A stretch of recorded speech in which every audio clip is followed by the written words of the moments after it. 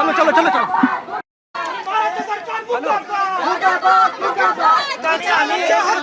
मागण्यांना घेऊन शाळेच्या मागण्यांना घेऊन विद्यार्थ्यांच्या मागण्यांना घेऊन आलो आणि त्यासाठी मंत्री भेटत नाहीये आज झाले दिवसभरापासून आम्ही इथं मंत्र्याचा वाट बघून राहिलो. मंत्र्याला आम्हाला आम्ही या मुख्यमंत्र्याला निषेध करतो.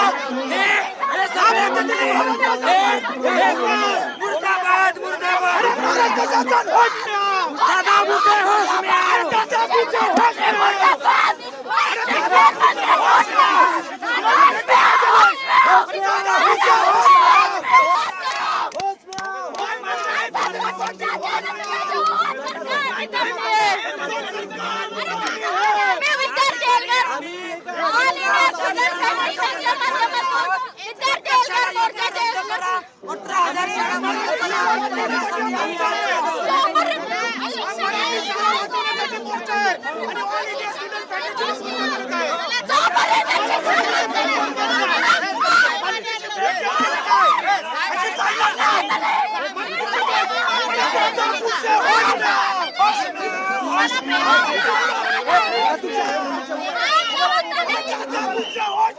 दलाली करणाऱ्या लोकांना भेटायचं नाही.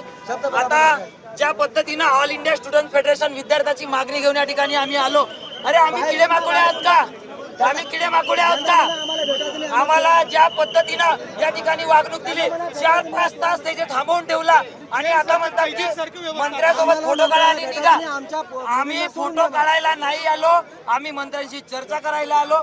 महाराष्ट्रातील 18,000 शाळा वाचवण्यासाठी आलो.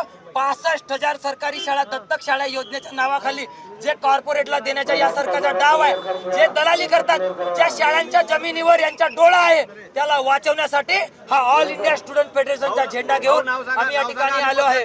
मी कॉम्रेड वैभव चोपकर, राज्य अध्यक्ष ऑल इंडिया स्टुडंट फेडरेशन. मुर्दाबाद मुर्दाबाद. अरे ताज बदल दो, ताज बदल दो. आता आमच्या विद्यार्थिनी कार्यकर्त्यांना पोलिसांनी आत घेऊन गेलेले आहेत. जोपर्यंत आमच्या कार्यकर्त्यांना ते सोडणार नाही, जोपर्यंत आमच्या कार्यकर्त्यांना ते सोडणार नाही, तोपर्यंत या गेटवरून हलणार नाही.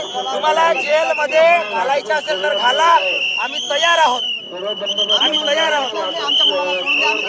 ज्या पद्धतीने आमचा अपमान झाला, ज्या पद्धतीने या ठिकाणी करण्यात आला, ते आम्ही सहन करणार नाही. आणि ये देखो, ये सरकार हमसे डरती है, पुलिस को आगे करती है. अरे भ्रष्टाचारी सरकार. मंत्र्यांनी नाही का संपूर्ण महाराष्ट्रातील विद्यार्थ्यांचा अपमान केलाय. 3 घंटे थांबून आम्हाला ठेवलाय. आमच्या मुलींना वोटान करतात. आम्ही संविधानिक मार्गाने आंदोलन केलं होतं.